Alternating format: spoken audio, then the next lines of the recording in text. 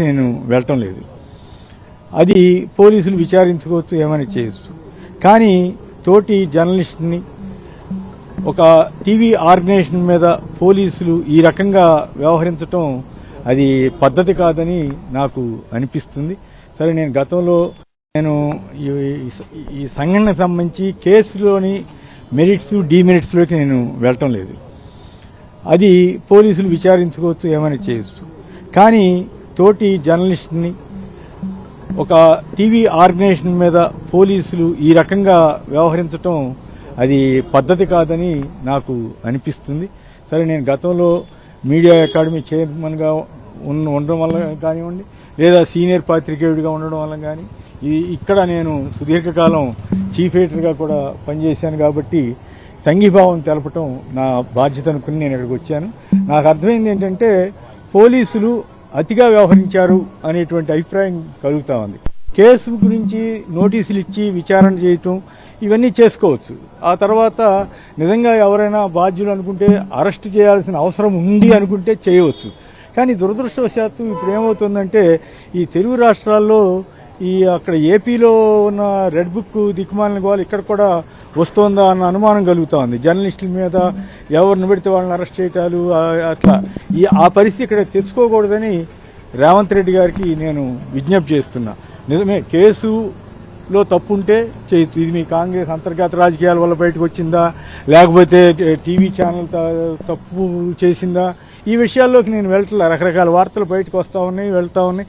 అవి ఎంతవరకు వాస్తవం ఏం కదా నాకు సంబంధించినంత వరకు అది మేజర్ ఇష్యూ కాదు. ఇక్కడ నా ఇష్యూ తప్పు జరిగితే కేసు పెట్టద్దని కూడా ఎవరు అనం. కానీ ఈ తరహాలో అర్ధరాత్రిగాడు వెళ్ళి ఒక జర్నలిస్టుల్ని భయభ్రాంతులు చేసి, కుటుంబాలను భయభ్రాంతులు చేసి, వాళ్ళేమి టెర్రరిస్టులు కాదు, రోజువారీ ఉద్యోగాలు చేసుకునే వాళ్లే కదా, వాళ్ళని ఎందుకు ఇంత టెర్రరైజ్ చేయాల్సిన అవసరం ఉందనేది నాకున్న ప్రశ్న. అలాగే సోదాలు పేరుతోటి మొత్తం స్టాఫ్ని చేయటం, ఇదంతా కూడా కొంచెం నాకు ఇబ్బంది అనిపించి సంఘీభావం తెలపటం నాకు ధర్మం అనిపించి వచ్చాను.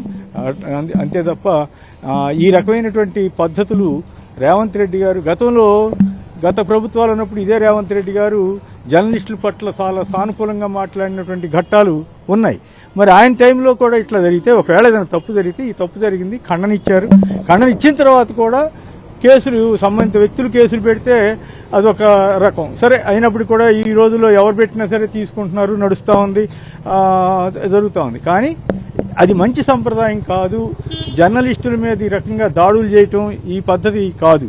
కోర్టులో కేసు పెట్టండి, కోర్టులో విచారణకి ఇవ్వండి, తప్పు అయితే తప్పు అని తేలితే అప్పుడు చర్య తీసుకోవచ్చు. దాన్ని మనం ఎవరం ఈ ఇష్యూని సమర్థించడం కాదు. ఇక్కడ పోలీసులు అతిగా ప్రవర్తించకూడదు అనేది నా యొక్క స్పష్టమైన భావన. అది దయచేసి ముఖ్యమంత్రి రేవంత్ రెడ్డి గారికి నేను విజ్ఞప్తి చేస్తున్నాను. ఆయన కూడా నాకు గతంలో బాగా సుపరిచితుడే. ఆయన ప్రభుత్వంలో ఇలాంటివి జరిగితే ఆయనకి అప్రతిష్ట. కాబట్టి ఆయన ఎంత చంద్రబాబు గారిని తన గురువుగా భావించినా అక్కడ ఉన్నటువంటి రెడ్ బుక్ పాలన ఇక్కడ చేయకుండే మంచిది అని నేను సలహా ఇస్తున్నాను. ఆ తర్వాత ఆయన ఇష్టం. అదేంది ఎందుకు ఇస్తున్నారు? ప్రసారం చేయని అంటే యూట్యూబ్ ఛానల్కా, మీడియా టీవీ ఛానల్కా ఇచ్చారా?